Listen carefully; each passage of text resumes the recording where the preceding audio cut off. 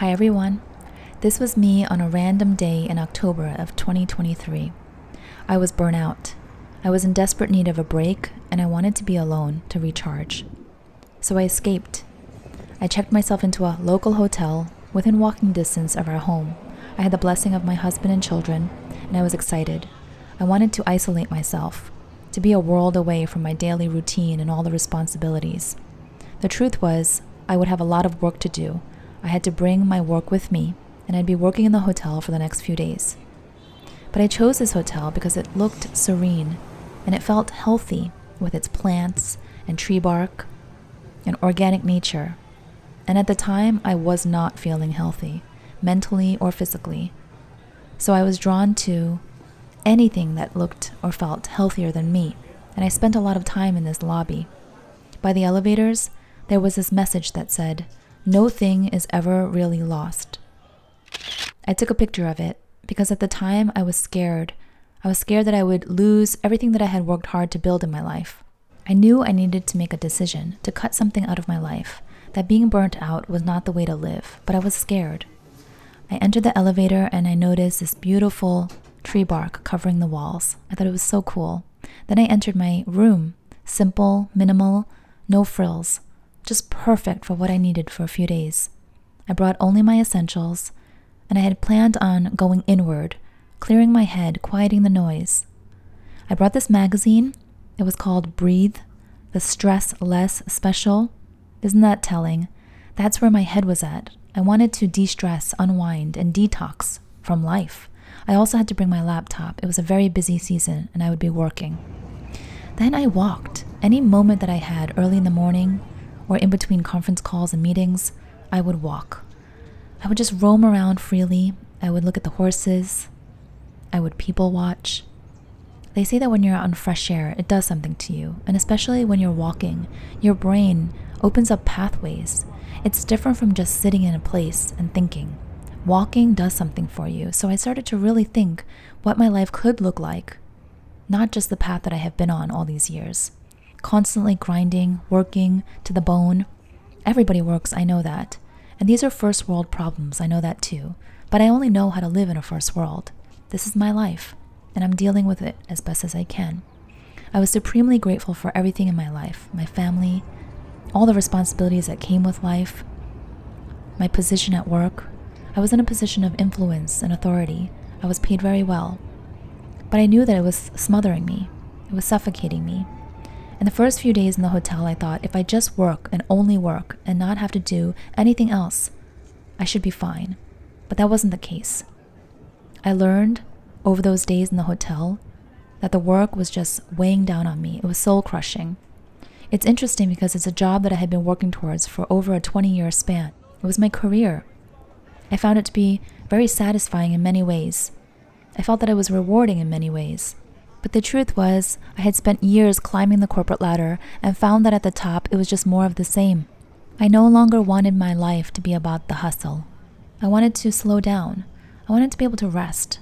But my ego was telling me that I couldn't give up the pay and the prestige and the status, that I had to keep going. But I also knew deep down that the ego is never satisfied. Then I started to listen to my heart, and my heart was telling me that I've got one life to live, that each day is precious and time is running out, that no amount of money or job or prestige could buy me another life, could extend my life, and that I really needed to prioritize what's important to me and what kind of life I wanted to live here on out. So I knew I was entering a new season. A season where work and ambition and all the things that come with a fancy job and title were not really doing anything for me anymore. It wasn't serving me. Perhaps at one point in my life, that's what I wanted. But I've changed. My needs and wants have changed, and my body was telling me something very different.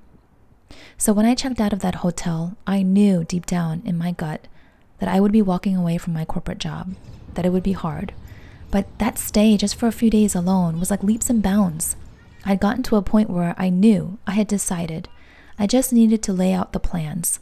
I'm a planner, and I'm pretty conservative with my moves. So it took me a few months to get to the point where I could officially resign and feel good about it. I knew I wasn't alone. I had the support of my husband and kids and extended family. It was like a rebirth. I was excited to discover myself again. I know that sounds dramatic, but I really had lost my way, lost the reason for why I was working so hard, lost my purpose, and I felt like I needed to find myself again.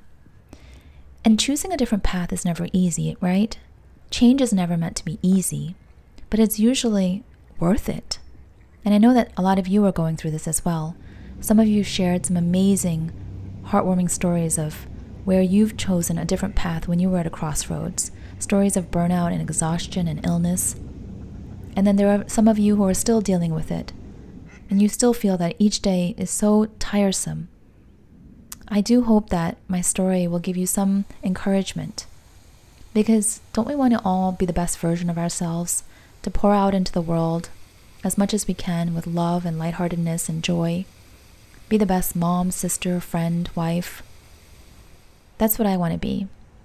And I feel like I was constantly looking towards the future, always planning for the next thing, and missing the present. Sure, I have a good life, I have great experiences, I do nice things, but I was tired and I wasn't fully experiencing those moments. That's what I wanted to change. So, I know it's not going to be easy. The past 3 months, yes, I quit my corporate job 3 months ago, has been interesting. It's been sort of a hibernation period for me, but also a bit of a detox and a transition. And I knew that I would be trading one problem for another problem, meaning I would be trading in my job so that I could have freedom, more rest, more space in my life, more energy, but it's a choice, it's a trade-off. That doesn't mean my life is going to be perfect. Perhaps I will have some anxiety later. Perhaps I will miss my work identity. Perhaps I will feel financially insecure. Who knows? But for now, I'm good. And the trade-off was totally worth it. Because now when I walk, the thoughts are different. The thoughts are light and happy and unburdened. And I know this is a privilege. I know not everyone can do it. In 2024, we kicked off the year with a trip to Aruba. It's a place we love to go as a family. It's like a little piece of paradise. And for the first time in a while, I was on vacation without a pit in my stomach. I wasn't thinking about what it was going to be like to come back home and pick up all of my responsibilities again. I knew that when I came back home, I would enjoy the day-to-day, the simplicity of life, the small things, the little treats. It doesn't have to be big. It could be a small cup of tea, a chat with a friend, a sunny day. And so here I am.